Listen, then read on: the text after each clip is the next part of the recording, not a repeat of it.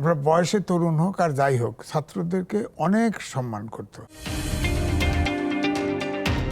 যদিও মাহফুজ সাহেব এখানে নাই, মাহফুজ সাহেব থাকলে ভালো হতো। আমরা আশা করব ভবিষ্যতে কোনো একদিন তিনি আমাদের এই অনুষ্ঠানে আসবেন। তথ্য মন্ত্রণালয় নিয়ে তিনি যে কাজ করেছেন সেই কাজের তো কোনো জবাবদিহিতা আসলে হয় নাই, এবং তথ্যমন্ত্রী হিসেবে বা উপদেষ্টা হিসেবে তথ্য মন্ত্রণালয়ে ওনার সময় যে কাজগুলি করেছে সেই কাজগুলির তো কোনো জবাবদিহিতা আসলে হয় নাই। ফলে আমার মনে হয় যে উনি চাইলে একটা সুন্দর সাক্ষাৎকার এখানে দিতে পারেন। উনিও সাক্ষাৎকার পড়ায় প্রথম আলো, সাক্ষাৎকার প্রথম আলোকেই দেয়, অন্য কাউকে দেয় না। হ্যাঁ, যেখানে পড়ায় সেখানেই ঘোরায়।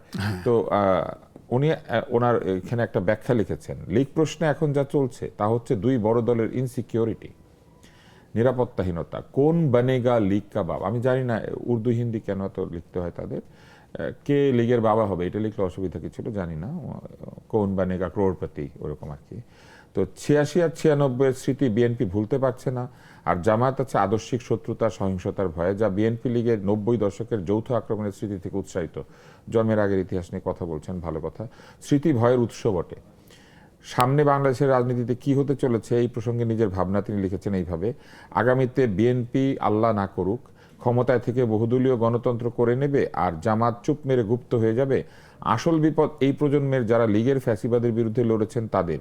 সেই বিপদ আরো ত্বরান্বিত হয়েছে জামাত জোটে যাওয়ায়। নগদ যা লাভ হয়েছিল সেটাকেও বড় করার কোনো চিহ্ন দেখা গেল না।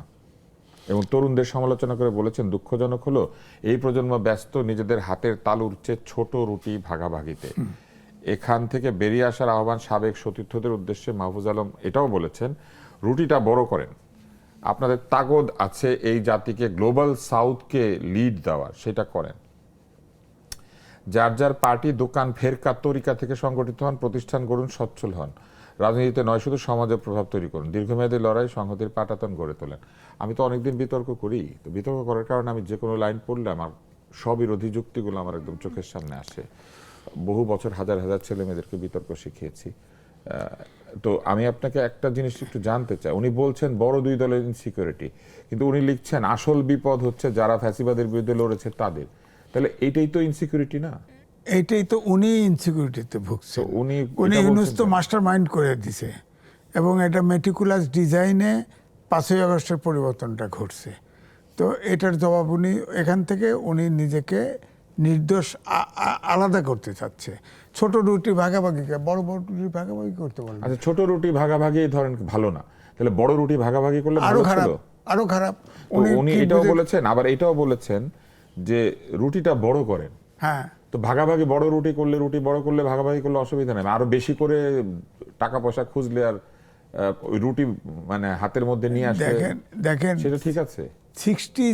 60 ছাত্ররা যে আন্দোলন করেছে ঔপনিবেশিক শাসনের বিরুদ্ধে, ঔপনিবেশিক পাকিস্তানি পাকিস্তানি শাসক যারা আমাদের ভাষা, আমাদের অর্থনীতি, আমাদের রাজনীতি সবকিছুকে আক্রান্ত করেছিল, তখন ছাত্ররা কিন্তু আসলেই অনেক শ্রদ্ধেয় ছিল। আপনার বয়সে তরুণ হোক আর যাই হোক, ছাত্রদেরকে অনেক সম্মান করত। কিন্তু দেশ স্বাধীন হওয়ার পর থেকেই ছাত্ররা কিন্তু বিতর্কিত হতে শুরু করলো, এবং এখন এসে 24-এ এসে আপনারা খেয়াল করে দেখেন, এই যে রুটি এখন বড় করতে বলে, রুটি ছোট রুটি খাবে কেন, বড় রুটি।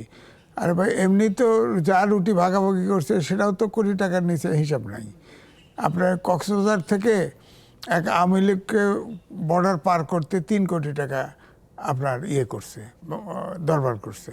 সেখানে ছাত্র দলের এক ছেলেকে আপনার বলা হয়েছে যে ছাত্র দলের ছেলে করছে, অথচ তারা বন্ধুত্ব ছাত্র দলের ছেলেকে বলছে নেগোশিয়েট করতে, সে বলছে যে 1 কোটির বেশি দিতে